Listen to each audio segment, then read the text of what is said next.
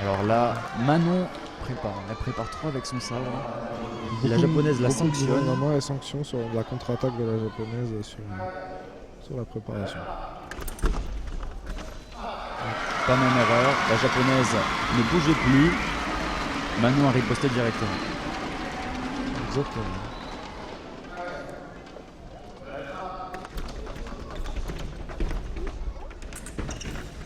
L'attaque et la contre-attaque. Pas de l'attaque de Manon, bien préparée. Comparé à Kim, les deux préparent longtemps leur attaque, mais Manon...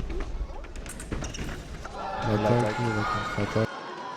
Pas de l'attaque de Manon, bien préparée. Comparé à Kim, les deux préparent longtemps leur attaque, mais Manon est un peu plus sur les jambes, plus dynamique pour essayer de surprendre son adversaire. Donc faux départ, départ anticipé de la japonaise qui prend donc un carton jaune qui est synonyme d'avertissement. Des actions simultanées.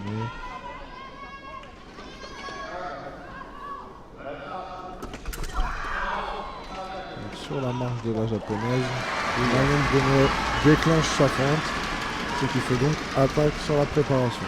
3-1.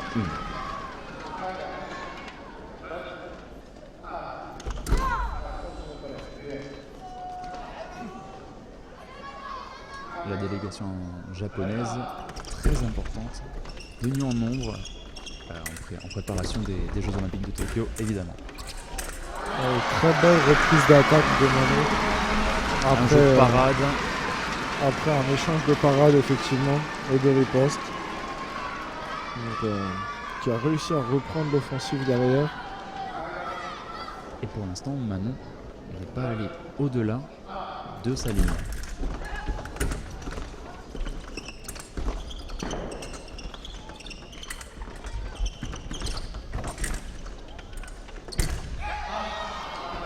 La reprise d'attaque après la parade de la japonaise. Qui touche, il me semble, sur la manchette. Effectivement. Donc c'est très bien fait.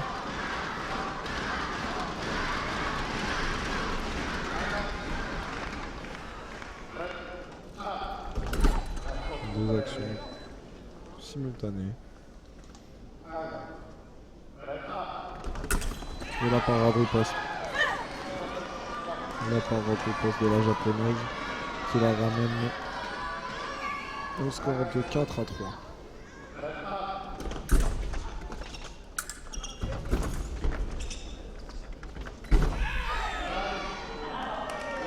La ligne est accordée.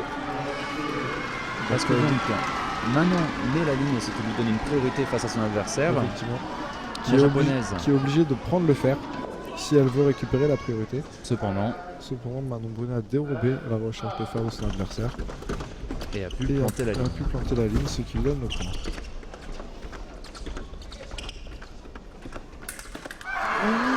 La fin de contre-attaque pour enchaîner avec une parade riposte. C'est une très belle touche de seconde intention, comme on vous l'expliquait tout à l'heure.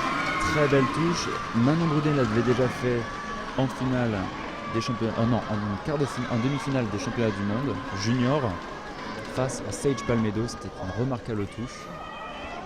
Elle l'a reproduit aujourd'hui et le point lui est accordé. 6-3.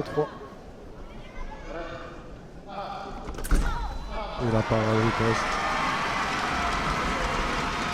Comparé à Kim qui sautait en l'air pour surprendre, là Manon était vraiment statique, elle était sur ses jambes, prête à parer. Elle était vraiment fixée au sol, bien en équilibre.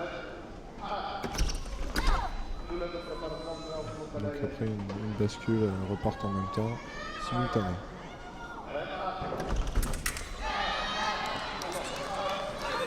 Donc l'attaque, la parade et la riposte.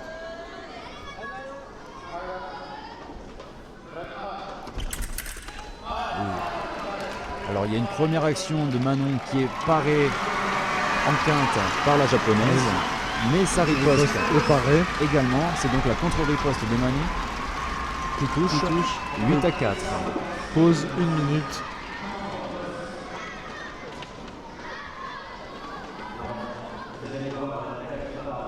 Ce qui est intéressant de noter également, c'est que le passage des 4 aux 3 mètres pour la mise en garde ne semble pas vraiment changé le nombre d'attaques simultanées D'actions simultanées, effectivement.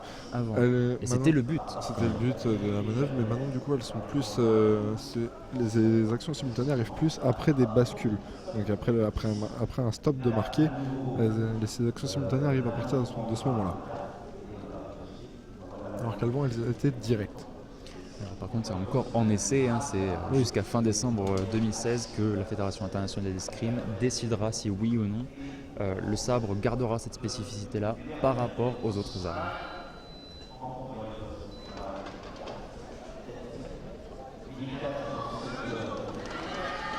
Donc fin de la pause, reprise de la deuxième période, sur le score de 8-4 pour la Française Manon Brunet.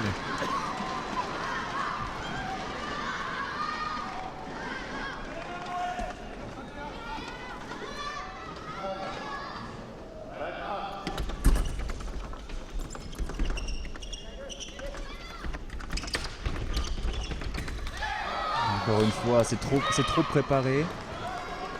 La japonaise réussit à l'apprendre sur un de ses mouvements avec son arme. Oui, effectivement. On peut noter qu'il y a beaucoup de pistes qui est faite, donc elles créent beaucoup de jeux, elles prennent le risque de reculer. Et du coup, c'est souvent, ça paye régulièrement quand même. Dans la première période, c'était la japonaise qui était reculée le plus. Et ce début de deuxième période, c'est également le cas.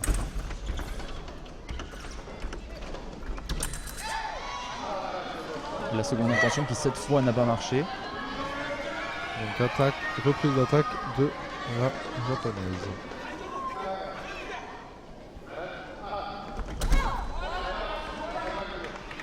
Alors sur l'attaque de la japonaise, l'arbitre considère qu'elle fait une rétraction de bras en essayant de choisir sa cible.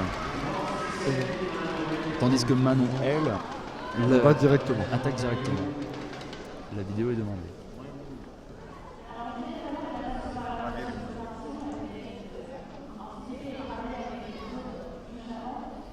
Alors après visionnage de la vidéo,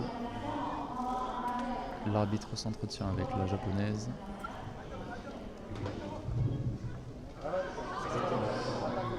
Et garde sa décision. 10 à 6 pour la Française.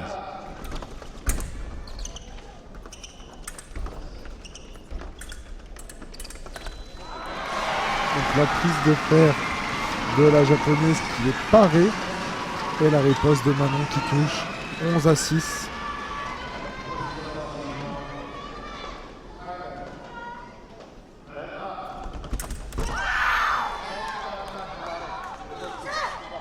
Alors oui, la recherche de fer est effectuée, mais sur la partie basse du sabre, ce qui annule la prise de fer et qui donne une part de riposte à la japonaise. Effectivement. Donc l'arrêt de la Française qui passe sur la préparation de la japonaise. La différence entre une contre-attaque et un arrêt, c'est que l'arrêt est effectué en avant, alors que la contre-attaque est effectuée en arrière. En reculant, effectivement. Deux attaques simultanées.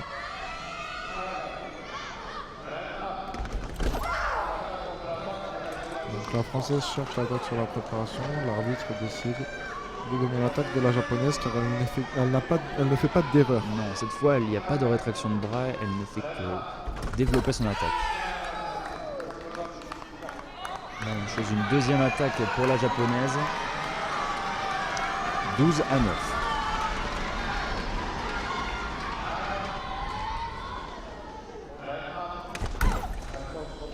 Les actions simultanées.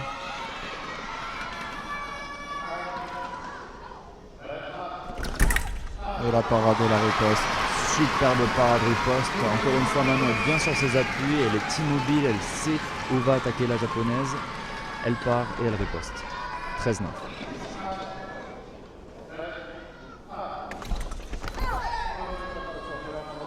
Elles font un stop toutes les deux actions simultanées.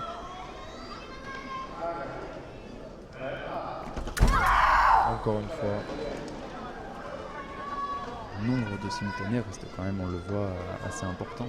Mais ça fait partie du jeu. Ça permet de construire aussi ses touches. Ça permet de Effectivement. voir un peu comment réagit son adversaire. Les cibles aussi qu'elle utilise. Voilà. Et derrière, ça permet comme ça de ne pas retomber dans le vide et de construire une offensive. Et l'attaque de Manon Brunet qui touche. Préparé à mener jusqu'au bout de la piste. 14-9.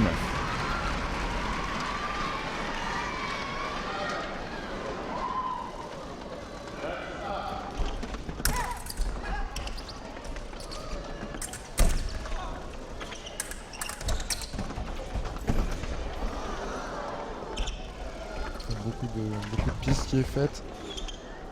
Les attaques tombent dans le vide à chaque fois.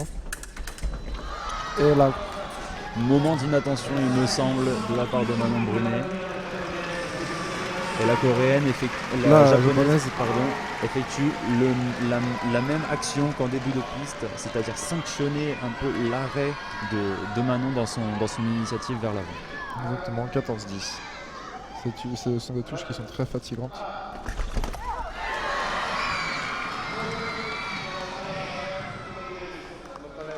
Toutes les deux tireuses font une erreur. Une recherche de fer, donc une recherche de parade. L'arbitre remet en garde. Et l'attaque de Manon qui touche directement. Qui est en finale Donc qui se qualifie pour la finale à Orléans. de ce trophée BNP Paribas 2016. 15